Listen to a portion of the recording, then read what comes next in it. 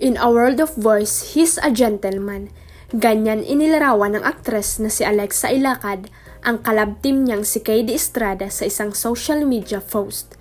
Sa Instagram, ibinandera ni Alexa ang appreciation post, kalakip ang picture ni KD na may hawak na bouquet of roses.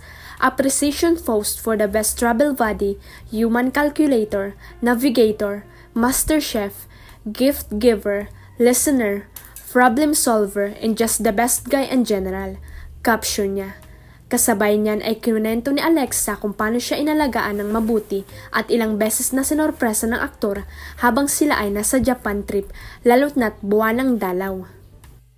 Little story time behind these photos. It was my Eras Tour day and he knew how nervous, preoccupied, and excited I was.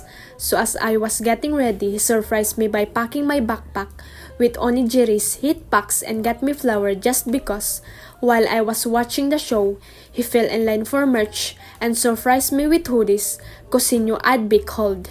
Chika niya.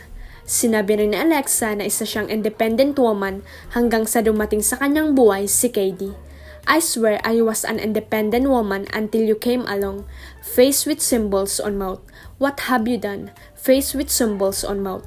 Kidding aside, I just wanna say thank you, white heart emoji, minsay niya sa collab team. Napapasana all naman ang maraming netizens sa nakakakilig na appreciation post ni Alexa.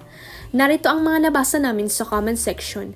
Ang sweet naman talaga nitong dalawang to eh. So sweet, you deserve each other. White heart emojis. Iba ka talaga, Katie. Wala na kaming makitang tulad mo. Deserve mo yan at Alexa Ilacad. Huwag kalimutang i-click ang subscribe button at i-ring ang notification bell para sa latest at legit chika updates.